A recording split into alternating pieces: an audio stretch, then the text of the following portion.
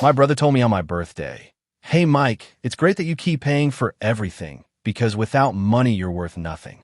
My parents nodded with a laugh, but when it was time to make him my wish, I raised my glass and said, "I wish to stop paying your bills," and it came true the next day. My name is Mike. I'm 28 years old, and for as long as I can remember, I've been my family's ATM. It's not like I'm a millionaire or anything like that. I work a hardware store, earn a decent wage, but I'm always strapped because everything that comes into my account seems to fly right out into the hands of my parents or my younger brother, Ethan. It's always been this way, and for a long time, I thought it was normal. Family helps each other, my mom would say in that sweet voice she uses when she wants something. "You're the responsible one, Mike," my dad would add, as if that explained why I paid for everything while they sat back and waited. It started when I was 18. I had just landed my first job at the hardware store owned by Mr. Thompson, a dusty place filled with nails, hammers, and grumpy guys looking for screws. I earned a little, but it was something. One day, my dad came home with a long face and said he'd been laid off from the factory where he'd worked for 15 years. "Just for a few months, Mike," my mom asked. "Help us with the rent until your dad finds something." I didn't want to say no. They were my family. What was I supposed to do? So I started giving them half my paycheck every month. But months turned into years. Dad found jobs here and there, but he never lasted in them. He said they were too tough or didn't pay what he was worth. Mom stopped working a long time ago because, according to her, someone has to take care of the house. And then there was Ethan, my younger brother, who's 24 and has never had a real job. "I'm finding my passion," he'd always say, while spending my money on new clothes, nights out with his friends, and the latest smartphone I was paying for month after month. Over time, my life became a routine of red numbers. I paid my parents' rent because they couldn't move to a cheaper place. I paid for electricity, water, internet because how are they supposed to live without that? I paid for the insurance on Dad's old car, even though he barely drove it. And Ethan, well, Ethan always had an excuse. "I need gas to get to an interview. My phone charger broke. Lend me $50 for coffee with a friend who's going to hook me up with a job." I never saw those jobs, but I did see pictures of his parties on social media, always with a smile and a beer in his hand. I live in a tiny apartment on the outskirts of town. A living room with an old couch, a kitchen where a stove barely fit, and a mattress that creaked every time I moved. I ate rice and beans almost every day, and my clothes came from the thrift store downtown. I didn't complain much, honestly. I thought that's just how life was, that my job was to keep my family afloat. But little by little, I started feeling a weight in my chest like something wasn't right. My 28th birthday was coming up, and for the first time in years, I had a glimmer of hope. I had always paid for family gatherings, Christmas, New Year's, Mom's, Dad's, and Ethan's birthdays. I was always the one buying the food, drinks, the cake. But this time it was my day. I thought maybe, just maybe, they'd do something for me. I didn't ask for much. A simple meal, a cheap cake, a few beers. Something to show they cared, that I wasn't just their walking bank. A week before, I mentioned it to my mom on the phone. "Hey, my birthday's on Saturday. What are we doing?" "Oh, Mike, whatever you want," she said like she didn't care much. "You always plan everything so well." "But this time it's my birthday," I pressed. "I don't know. I thought maybe you guys could handle it." She laughed like I told a joke. "Us? Oh, honey, you know we don't have money for that. But I'm sure we'll have a great time with you." I hung up with a knot in my stomach. I talked to Dad later, and his answer was almost the same. "You're the one with the money, Mike. Do it how you want." Ethan didn't even reply to my text when I asked if he'd bring anything. Scene at 3 p.m. and nothing else. That's when I started to suspect that, once again, everything would fall on me. But I didn't want to give up so easily. I decided to wait until the day of my birthday to see what happened. Saturday came, and my phone was quiet. No one called to say we'll meet at the house or we're bringing the cake. At 5 p.m., I went to my parents' place, hoping to find something, balloons, a table with food, anything. But when I walked in, Mom was watching TV, Dad was asleep on the couch, and Ethan was in his room playing video games with headphones on. "Oh, what's up with my birthday?" I asked, trying to sound casual. Mom looked at me and said, "Oh, is it time already? I thought you were bringing everything, like always." Dad grunted from the couch. "What do you expect, Mike? You're the one with the cash. Ethan came out of his room, stretched, and said, "Hey, if you're getting food, order pizza. I'm starving." I stood there, hands in my pockets, feeling the knot in my chest grow bigger. I couldn't believe it. It was my birthday, and they didn't even think to lift a finger. But instead of blowing up, I took a deep breath and said, "Fine, I'll take care of it." I went to the supermarket and bought everything: fried chicken, fries, sodas, a cheap chocolate cake from a box. I spent almost everything I'd left in my account after paying that month's bills. I carried the bags back to the house, set the table, put candles on the cake. I did it all like always. When I was done, I called everyone. "It's ready. Come eat." They sat down, ate, laughed. No one said, "Thank you." No one mentioned it was my day. And then, just as I was about to blow out the candles, Ethan opened his mouth. "Hey, Mike," he said, with that crooked smile he used when he wanted to poke fun. "Good thing you keep paying for everything, 'cause without money, you're worth nothing." My parents laughed. Mom covered her mouth like it was an innocent joke, and Dad slapped the table and said, "That's right, Ethan. Well said." I looked at their faces, their laughter, the cake crumbs on their plates, and something inside me broke. Just when it was time to make my wish, I raised my glass of soda and said, "My wish this year is to stop paying your bills." I know you're not supposed to say wishes out loud, but after how they treated me, I wanted to give them a heads up of what was coming. They went quiet for a second, and then Ethan burst out laughing. "Sure, Mike, real funny." But I wasn't laughing. That night, while I cleaned up the dirty dishes, I made a decision. I was done being their bank. And what happened next was my revenge. That night, after my birthday, I didn't sleep much. I sat on the couch in my apartment, staring at the peeling walls and the pile of dirty dishes I'd brought from my parents' house. Ethan's comment kept looping in my head. "Without money, you're worth nothing." And my parents' laughter, like it was the most normal thing in the world, burned inside me. I'd spent years believing it was my job to keep them afloat, that it made me a good son, a good brother. But that night, for the first time, I saw the truth. To them, I was nothing but a bank account with legs. Sunday morning, I woke up with a clear plan. I wasn't going to be their ATM anymore. But I wouldn't just tell them that, yelling or fighting. No, I'd do it with actions. If they only wanted me for my money, I'd take that away and see what happened. I wanted them to feel what it was like to be, without my help, to figure things out on their own for once. The first thing I did was check my finances. I pulled out my old notebook where I write everything: my hardware store salary, my apartment expenses, and what I sent to my family each month. It was a mess. After paying my rent and basics, I had almost nothing left because it all went to them. My parents' rent, $800 a month. Electricity, water, internet, another $300. Ethan's phone, $50 a month. Dad's car insurance, $100. And then there were Ethan's emergencies, from $20 for gas to $200 to fix something. Adding it all up, I was living on less than what I spent on them. I opened my bank account on my phone. I had a small savings, about $1,500 I tucked away for my own emergencies, not theirs. It wasn't much, but enough to start changing things. I decided I wouldn't give them another dime, but I couldn't just ignore them. I had to cancel the automatic payments I'd set up years ago for their bills. That meant going to the bank on Monday and talking to someone. The rest of Sunday, I spent planning. I made a mental list. First, cancel the automatic payments for rent, utilities, everything.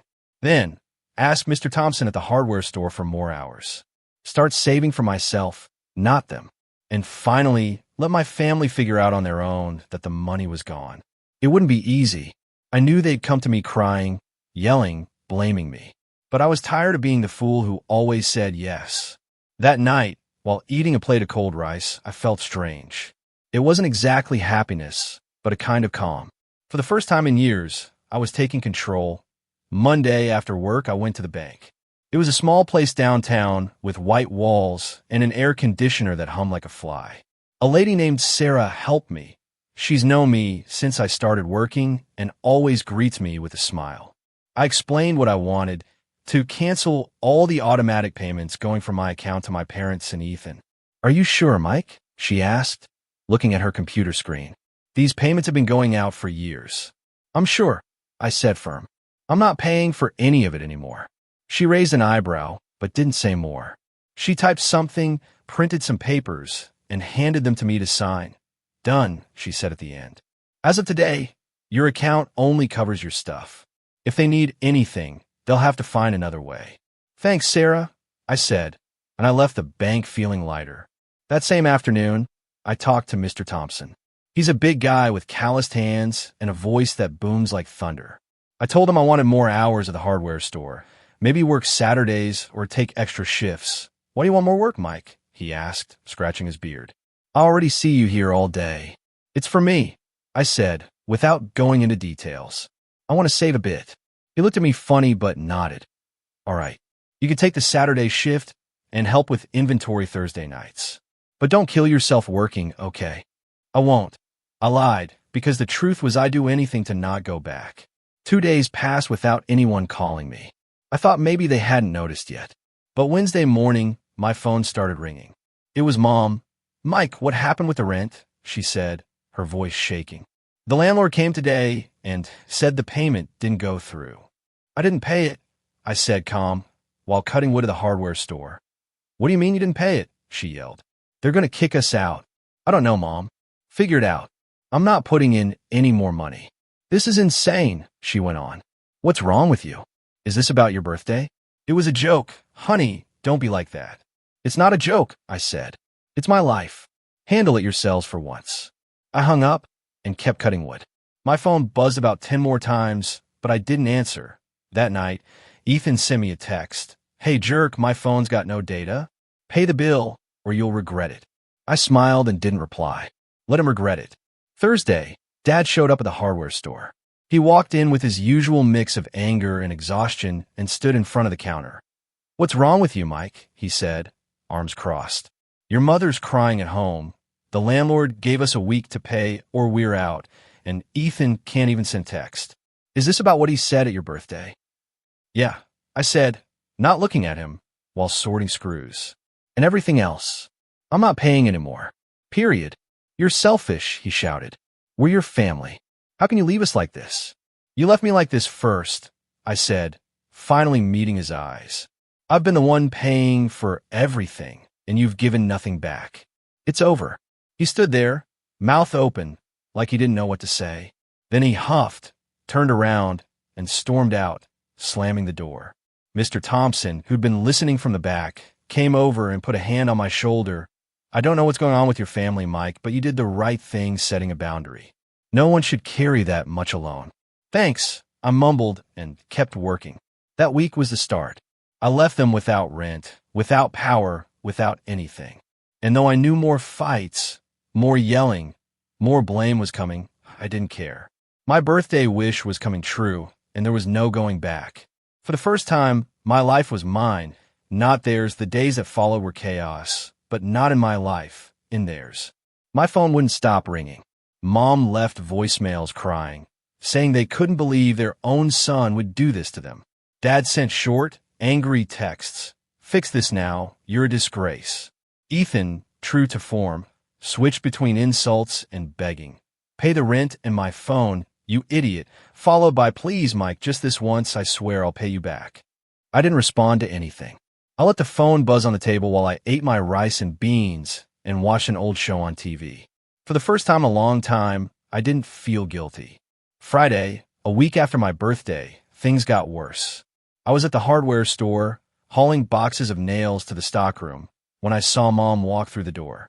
She had her worn-out purse and a face that was pure anger mixed with desperation. Mr. Thompson greeted her from the counter, but she ignored him and came straight for me. Mike, we need to talk, she said, planting herself in front of me with her arms crossed. The days that followed were chaos, but not in my life, in theirs. My phone wouldn't stop ringing. Mom left voicemails crying, saying they couldn't believe their own son would do this to them. Dad sent short, angry texts. Fix this now, you're a disgrace. Ethan, true to form, switched between insults and begging. Pay the rent and my phone, you idiot, followed by please, Mike, just this once, I swear I'll pay you back. I didn't respond to anything. I let the phone buzz on the table while I ate my rice and beans and watched an old show on TV. For the first time in a long time, I didn't feel guilty. Friday, a week after my birthday, things got worse. I was at the hardware store, hauling boxes of nails to the stockroom, when I saw Mom walk through the door. She had her worn-out purse and a face that was pure anger mixed with desperation. Mr. Thompson greeted her from the counter, but she ignored him and came straight for me. "Mike, we need to talk," she said, planting herself in front of me with her arms crossed. "I'm working, Mom," I said, not stopping with the boxes. "I don't care," she shouted, so loud a customer looking at paint turned to stare. The landlord came again. He says if we don't pay in 3 days, we're out on the street. What's wrong with you? Are you really going to let your family end up like this? I set the box down and looked at her. For a second, I almost felt sorry for her. Her eyes were red, and her voice shook a little. But then I remembered my birthday, her laughing at Ethan's comment, not lifting a finger for me, expecting me to pay for everything like always. The pity faded fast. "I'm not paying anymore," I said calm. "I told you. Get jobs, sell something, I don't know. But it's not my problem." "How is it not your problem?" she shrieked. "We're your parents. We raised you, gave you everything, and now you're leaving us like we're worthless." "You left me first," I said. "Years of me paying for your stuff, and not one thank you. On my birthday, you didn't even buy a pizza. Ethan said I'm worth nothing without money, and you laughed. Well, now see how much I'm worth without giving you a cent." She stood there, mouth open. Then her eyes filled with tears, but they weren't sad, they were angry. "You're a bad son," she said, pointing at me. "You're going to starve us. This isn't over." She turned and stormed out, stomping. Mr. Thompson looked at me from the counter and raised his eyebrows, but didn't say anything. I went back to the boxes like nothing happened. Saturday, I worked my extra shift at the hardware store, and for the first time in years, the money I earned was all mine. I stashed it in my savings like it was gold. I started doing the math.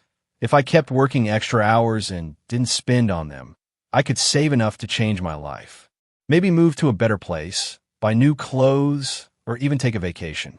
Things I'd never done because all my money went to my family. Sunday, things blew up for real. Mom called again, but this time she wasn't alone. She put on speaker, and I heard Dad and Ethan yelling behind her. They cut off our power because we didn't pay. Mom said, "We're in the dark, Mike. Is this what you wanted? Fix this now, you useless idiot." Dad shouted, "How are we supposed to live like this? You're selfish." Ethan added, "All this over a stupid comment. Grow up, man." I stayed quiet for a second, listening to their voices blend into a chorus of complaints. Then I spoke, calm but firm. "I'm not paying. Never again. If you don't have power, get jobs. If you don't have food, sell something. But you're getting nothing from me. Goodbye." I hung up and turned off my phone. For a while, I stared at the wall, waiting to feel guilt or fear. But it didn't come. Instead, I felt something new. Power. For the first time, I was in control, and they couldn't do anything about it. The eviction day came on a Tuesday. I found out because Mom called at 8 a.m., hysterical. "They're kicking us out, Mike," she screamed through the phone. The landlord came with 2 guys, and they're throwing our stuff onto the street. "Do something." "I'm not doing anything," I said, while putting on my shirt for work. "I warned you." "You're a selfish jerk," she shrieked, and I heard Dad yelling in the background. "I'm coming for you, Mike, and you're going to pay for this." Ethan jumped in and said, "All this is because of your stupid wish. I hope you drop dead." I hung up and turned off my phone. I went to the hardware store like it was a normal day, but deep down, I knew it wasn't. It was the day my revenge was complete. That night, I was in my apartment washing my dinner plate when someone knocked on the door. It was late, almost 10, so I walked over slowly and peeked out the window. There they were, Mom, Dad, and Ethan standing at my doorstep with a couple of bags and long faces. I opened the door, but didn't let them in. "What do you want?" I asked, crossing my arms. "We got evicted," Mom said, her eyes red and her voice shaky. "We have nowhere to go. Let's stay with you, Mike, please. Just a few days." Dad stepped forward and growled, "It's the least you can do after what you did to us." Ethan, holding his useless phone, added, "Come on, man, don't be like that. It's your family." I looked at the 3 of them, standing there like they expected me to open the doors to my little world again. And then I don't know why. I started laughing. I laughed so hard I almost cried. Mom frowned, Dad clenched his fists, and Ethan looked at me like I was crazy. What's so funny? Mom asked, indignant. You, I said, still laughing. You really think I'm going to let you in after everything? After years of using me as your bank? No, get out. Dad took another step and pointed at me. If you don't let us in, I'll disown you, Mike. You'll get nothing from me when I'm gone. That made me laugh even harder. I bent over, holding my stomach, and when I could talk, I said, disown me from what, Dad? Your old car that doesn't run? The house you don't have anymore? You've got nothing, and you never did. I paid for everything. So what are you going to take from me? He stood there, face red with rage. Mom started crying again, and Ethan stepped back, muttering something I didn't catch. Finally, Dad huffed and said, this isn't over. You're going to regret this. Sure, I said, still smiling. Goodbye. I closed the door in their faces and locked it. I heard them yelling outside for a while, Mom crying, Dad insulting me, Ethan kicking the wall. But eventually, they left. I sat on the couch, still smiling, and felt something I hadn't felt in years. Peace. I didn't hear from them again until recently. I found out Dad sold the car to pay for a month's rent in a cheaper place. Mom started sewing clothes for neighbors, and Ethan got a job washing dishes at a restaurant. They didn't come looking for me, and I didn't go looking for them. My savings grew to $3,000, then $4,000. I moved to a slightly bigger apartment with a window facing the park. I bought a small TV and a decent couch. I started living, not just surviving. My 28th birthday was the day everything changed. That wish, made with anger and a glass of soda in my hand, came true. I left them with nothing, and though I didn't plan it as some grand revenge, it ended up being one. I don't regret it. They taught me I was worth nothing without money, and I taught them they were worth nothing without me. Subscribe for more daily stories.